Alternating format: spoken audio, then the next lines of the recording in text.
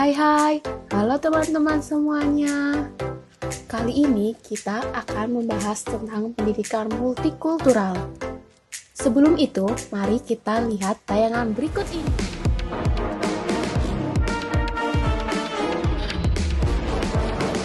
Wajib masuk di sekolah 8 jam. Tingkat rasisme. Sebelum membahas lebih lanjut, apa sih pendidikan multikultural itu? Pendidikan multikultural adalah proses pengembangan seluruh potensi manusia yang menghargai pluralitas dan heterogenitas sebagai konsekuensi keagamaan, budaya, etnis, suku, dan aliran atau agama. Pendidikan multikultural ini melihat masyarakat secara lebih luas. Permasalahan pendidikan multikultural meliputi rasisme, kurikulum pendidikan, dan lunturnya rasa nasionalisme.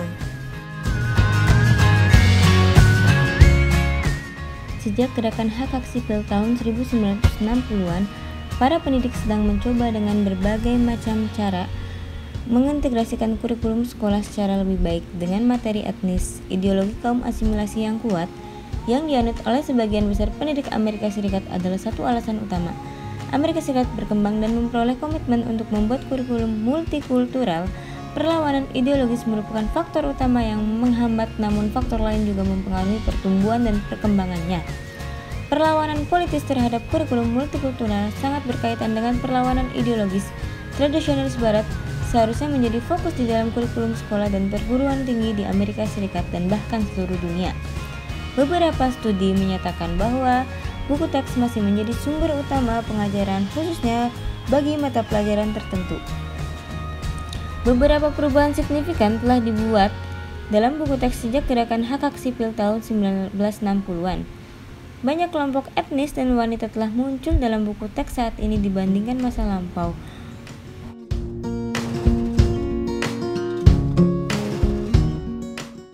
Yang pertama, pendekatan kontribusi atau the contribution approach. Pendekatan kontribusi adalah pendekatan paling awal yang digunakan pengajar dalam mengintegrasikan materi etnis ke dalam kurikulum. Ciri dari pendekatan kontribusi dengan memasukkan pahlawan-pahlawan etnis dan benda-benda budaya yang khas ke dalam kurikulum. Karakteristik terpenting pendekatan ini adalah kurikulum aliran utama tetap tidak berubah dalam struktur dasar dan tujuannya. Syarat implementasi pendekatan kontribusi mencakup pengetahuan dasar mengenai masyarakat dan pahlawan etnis serta kontribusinya terhadap masyarakat dan budaya. Dalam pendekatan kontribusi, materi terbatas hanya pada hari, minggu, bulan spesial yang berhubungan dengan peristiwa atau peringatan etnis tersebut. Contohnya adalah peringatan HUT Martin Luther King. Kelemahan dari pendekatan kontribusi adalah apabila kurikulum hanya memasukkan pahlawan etnis dan kontribusinya saja, maka siswa tidak dapat pandangan secara global dan cenderung mengabaikan korban penindasan dari rasisme. Yang kedua ada pendekatan aditif atau additive approach. Pendekatan aditif merupakan penambahan materi, tema, isu, dan perspektif tanpa mengubah struktur, tujuan, dan karakteristik dasarnya. Tetapi sering dilengkapi dengan penambahan buku, unit, dan bidang tanpa mengubah secara substansial. Pendekatan aditif ini memungkinkan pengajar memasukkan materi etnis ke dalam kurikulum tanpa melakukan restrukturisasi yang dapat memakan waktu, usaha, latihan, dan pemikiran kembali. Namun, dengan tidak melakukan restrukturisasi menjadi kelemahan dari pendekatan aditif.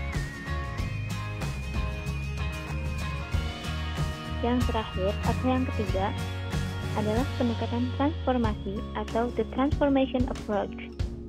Dalam pendekatan transformasi, terdapat perubahan tujuan struktur perspektif fundamental terhadap kurikulum.